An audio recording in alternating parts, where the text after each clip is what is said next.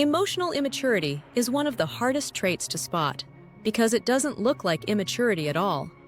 Someone can appear confident, successful, articulate, and fully adult on the outside, yet still lack the inner skills required for real emotional depth. Unlike physical maturity, emotional maturity doesn't come with obvious markers. You often only discover it after you're emotionally invested, deep into a friendship, a relationship, or a working partnership.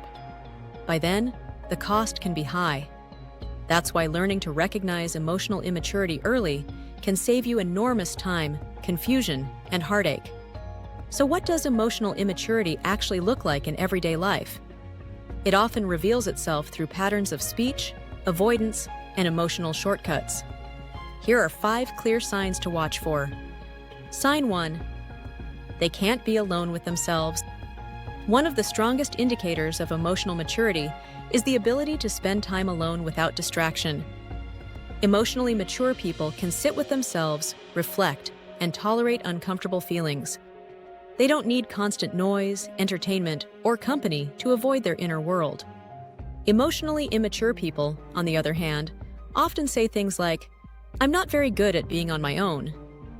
What they really mean is that solitude feels threatening. Being alone risks encountering emotions like anger, envy, shame, or sadness, feelings they haven't learned to process. So they stay busy, attached, or distracted at all costs. This avoidance doesn't mean those emotions disappear. It just means they remain unexamined and unresolved. Just a quick reminder, if you like learning new things, don't forget to hit that like button and subscribe if you enjoy this content. Sign 2. They have little insight into their childhood. Almost no one has a perfectly happy childhood. Even loving families unintentionally create wounds, gaps, and misunderstandings.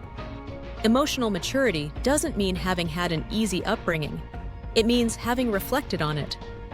When someone says, "I don't really remember much about my childhood," it can sound harmless. But often, it signals that their past hasn't been processed.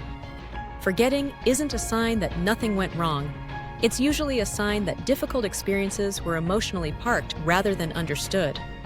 Mature individuals can talk calmly and thoughtfully about both the good and bad of where they came from.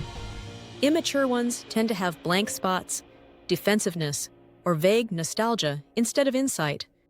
Sign 3. They had never thought about that before. Emotionally immature people struggle when conversations turn inward. Ask them why a relationship ended, what truly matters to them, or what they regret. And you may hear, "I've never really thought about that." This isn't manipulation or secrecy. It's absence of self-reflection. They haven't spent time inhabiting their own emotional life deeply enough to form answers. Their experiences happen to them, but they don't metabolize them. Over time, this makes meaningful connection difficult because intimacy requires emotional literacy, knowing what you feel, why you feel it, and how it shapes your choices. Sign 4. Everything is always fine. A consistently positive tone can seem healthy at first, but emotional maturity includes the ability to feel bad without falling apart. Immature individuals often insist that everything is great, fine, or all good, regardless of context. This relentless cheerfulness isn't resilience, it's emotional rigidity. They lack tools for dealing with complexity, anger, disappointment, grief, or confusion. So they deny those emotions altogether. Conversations with them can feel strangely lonely because real life is nuanced, and pretending otherwise creates distance. When someone can't admit that anything is wrong, it becomes impossible to connect authentically. Sign 5. They dismiss emotional depth as nonsense. When conversations approach emotional complexity, immature people often shut them down with phrases like, "That's just psychobabble," or "You're overthinking it." They frame emotional inquiry as weakness or unnecessary complication. This posture may sound confident, but it's usually fear in disguise.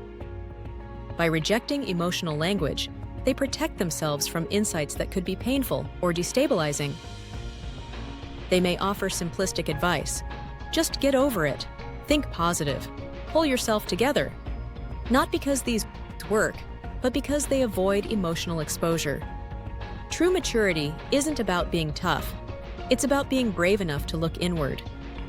Emotionally immature people can be charming, funny, and engaging in short bursts. But over time, their avoidance of emotional growth creates strain. Life is already complex, demanding, and often lonely. Spending it with people unwilling to grow where it matters most comes at a quiet but significant cost. Recognizing these signs isn't about judgment, it's about discernment. Emotional maturity can develop, but only if someone is willing to reflect, feel, and change. Until then, distance can be an act of self-respect. Life is far too interesting, and your emotional energy far too valuable, to invest it where growth is not welcome. If you found this video meaningful and interesting, drop a comment below and share your experience. Please don't forget to like, subscribe, and share it with someone who might find this content useful. And as always, thank you for listening, and we'll see you next time.